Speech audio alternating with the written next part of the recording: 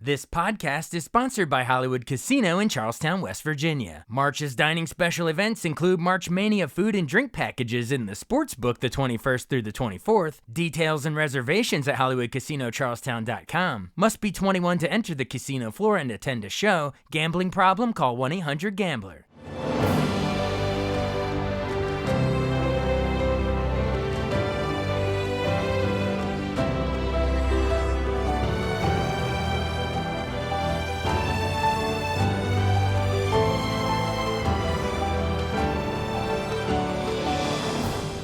Welcome to the newest episode of Beyond the Fame with Jason Fraley. I'm your host, Jason Fraley, picking the brains of the top filmmakers, musicians, and artists of our time. The new documentary Madu screens this Sunday at the AFI New African Film Fest at the AFI Silver Theater in Silver Spring, Maryland, before streaming on Disney Plus March 29th. I spoke to Oscar-nominated filmmaker Matt Ogans about chronicling 11-year-old Anthony Madu, a Nigerian boy who became a viral ballet sensation. Hey, Matt Ogans, hey, thanks so much for joining us on WTOP again.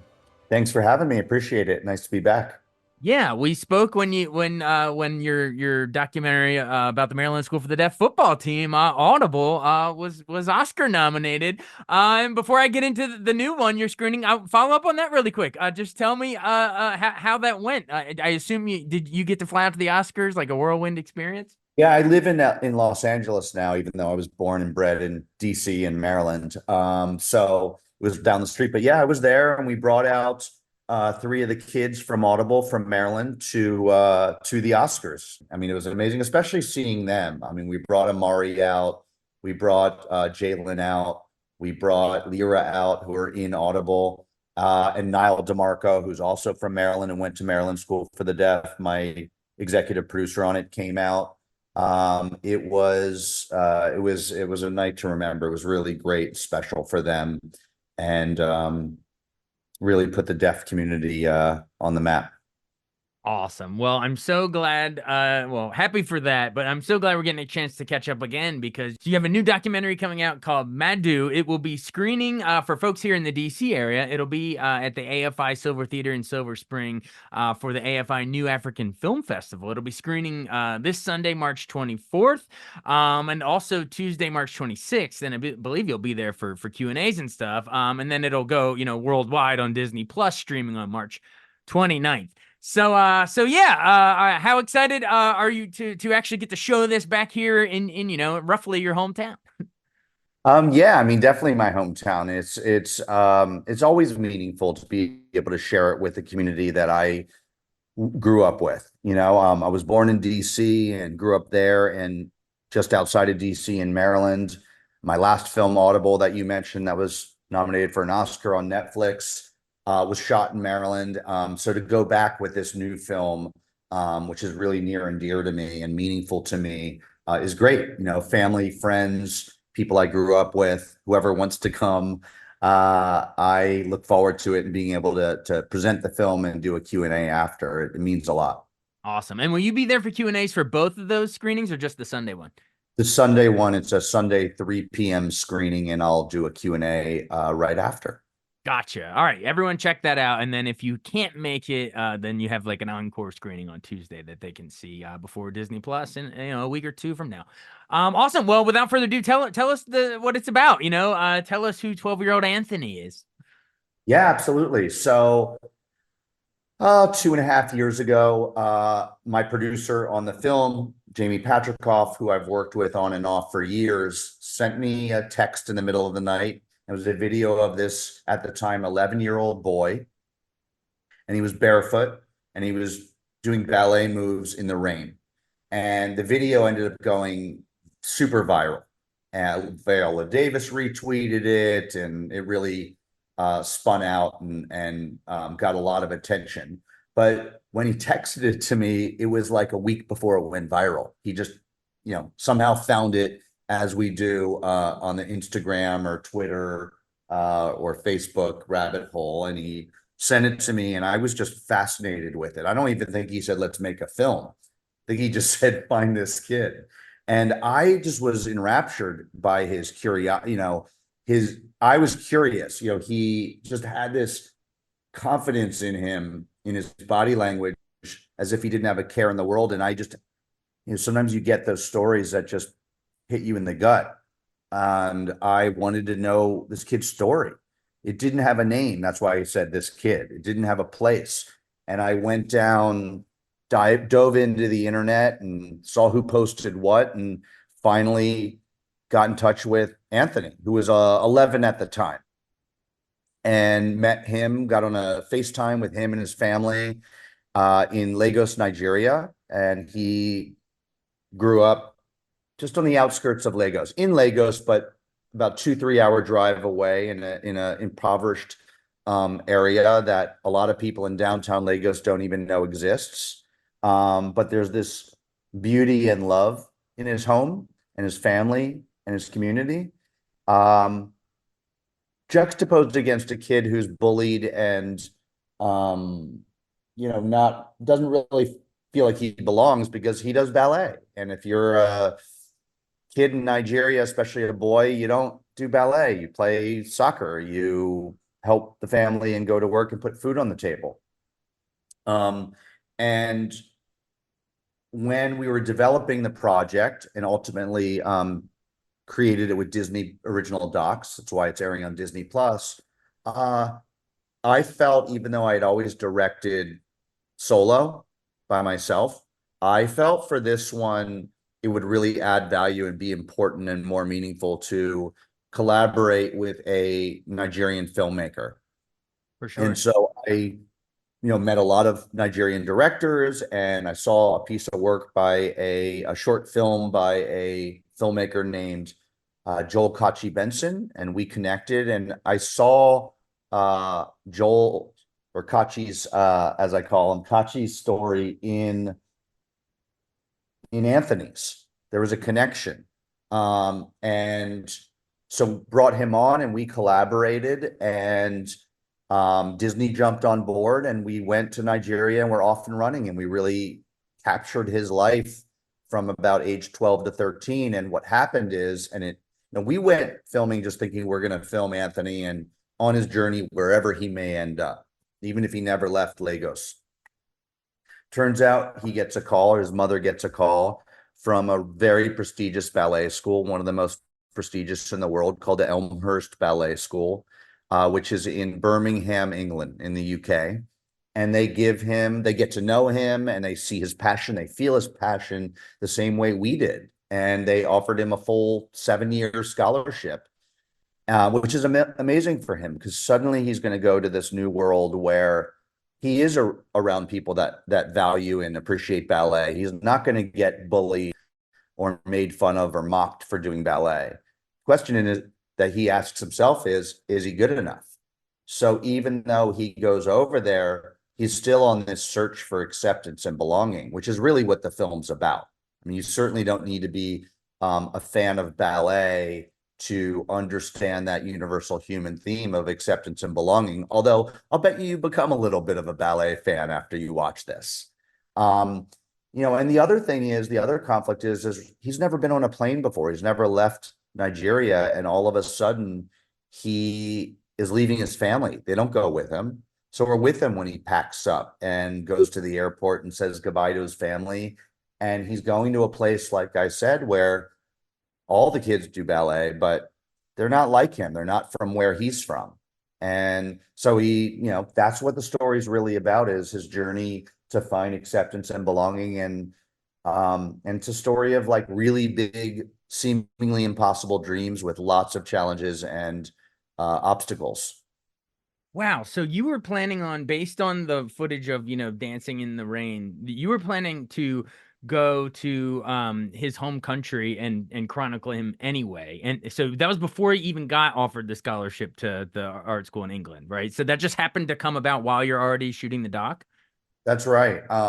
Disney believed in Anthony, believed in us as a production team, me and Kachi as filmmakers, to tell a story. I mean, we in our guts had a feeling with the attention he got, he'd be going somewhere, but Right. we didn't know if it would be a school or just doing one dance.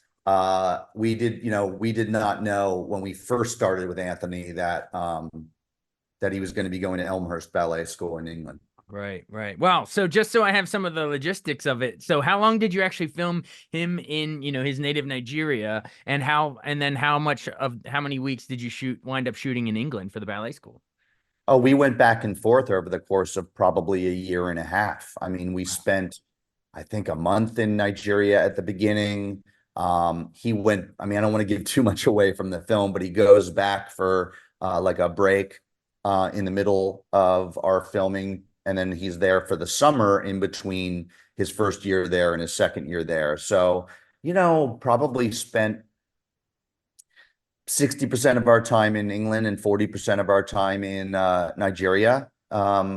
Nigeria is where he comes from. It's who he is. So it's a really important part of the film.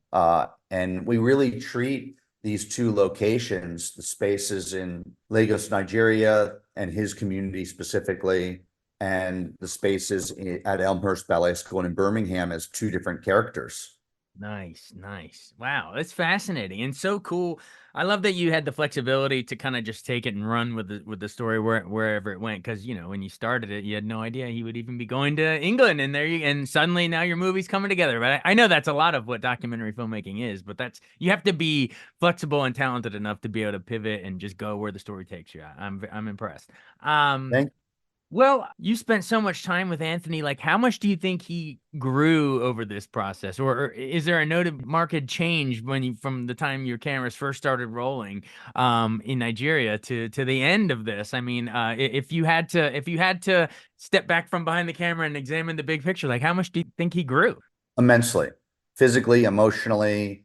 He matured so much. And, at the beginning of the film, Kachi, my co-conspirator in this, always says he could barely string two sentences together. And it wasn't because he couldn't speak well, just being timid, being awkward, being shy. I certainly relate to that. By the end, he was waxing poetic, philosophical. We were learning from him. I mean, I think he sprouted, you know, 4 or 5 inches over the year. But he also just really grew, and taught us as well. I mean, I'm really proud of him, and he's still growing, right? Yeah, what's next for him? Like after, I mean, we want everyone to check out the movie, obviously, but for Anthony, what are his career dreams now? I mean, he's only a teenage, about early teens, entering into teen years. So what, planning on pursuing it? I don't know, in college or grad school, or you know what I mean, like career. I assume as a full on career now. I don't think it's a college grad school thing, ballet. I think, but he's got a 7 year scholarship at Elmhurst, and his dream, as he states at the beginning, is to be a principal ballerina and really represent Nigeria wherever he goes. It's a win, right? If he stays in England or comes to America or another country or comes back to Nigeria, it's a win. He's bringing that back with him, and so really, he wants to inspire the rest of us in the world that we can dream big, and that even though it seems impossible and so far off, and Mount Everest to climb, that it is possible. And he had plenty of reasons and obstacles in his way, that it would have been understandable to give up, and he didn't. And so, yeah, he wants to be a principal ballet dancer. He lives it, he breathes it. I mean, you feel it. So cool. Put on the filmmaking cap really quick. And what sort of visual style were you going for? I just want to talk some more, cinematic language, kind of a fun stuff from that angle. Is there a certain approach you tried to go? Yeah, let's nerd out on it. I mean, I craft is really important to me. Different filmmakers have different voices, and my voice is character-driven stories that say something about us, that have universal human themes that we feel. And for me, that special sauce for me is also with craft. And I like to challenge myself on every film. And you see it in Audible, which was a film about a group of deaf teenagers coming of age. So most of that film is in sign language, not spoken word. And so there's a lot of, it was very auditory, right? And visual. And I evolved that style that I've been evolving into Madu as well, and took it to another level that was appropriate for this film. So it's very visual. um, nonlinear at times visually. We're following a linear journey across his first year at Elmhurst Ballet School, but it's very stylized. You know, I think narratively when I'm directing and collaborating with the cinematographer. I think like a narrative film, and the authenticity comes from the characters, their words, their movement, what happens within the four walls. But it's an immersive film. I spend a lot of time, and Kachi and I spent a lot of time before we even rolled cameras, getting to know Anthony, how he sees the world. So Madu is really not an observational film from our point of view as filmmakers, but it's an immersive film, and we just become conduits so Anthony can tell his story. Awesome. Well, congrats on another winner of an idea here. And hopefully, I know you don't make it for the acclaim, but hopefully you have another Oscar nomination coming down. Who knows? Right? Hey, thanks for doing this. I really, really appreciate it. Anything else you want to add? Yeah. If you're around, we'd love to have you. It's playing at the what is it, the Silver Theater, for AFI New African Film Festival this Sunday, March 24th at 3 p.m. I'll be there for a Q&A. Would love to see you, have you see the film, answer any questions you have. On Tuesday, it's having a second screening on the 26th. And the big one is March 29th on Disney Plus, all around the world, wherever Disney Plus is available. Please join in, please see it, please share it with your friends. This is a really important story for Nigeria, for Elmhurst Ballet School, and most importantly for Anthony. Awesome. Well, again, everyone, it's the documentary Madu. It's going to be at the AFI New African Film Festival at the AFI Silver Theater in Silver Spring. It'll be Sunday, March 24th, where you'll be there for the Q&A, and then a follow-up screening Tuesday, March 26th, and then, streaming worldwide on Disney Plus on March 29th. Hey, thanks for doing this. Thanks for having me. That means a lot. Thanks so much for listening to Beyond the Fame with Jason Fraley. Our theme music is Scott Buckley's Clarion. Remember to give us a 5-star rating if you like what you hear. We'll see you next time.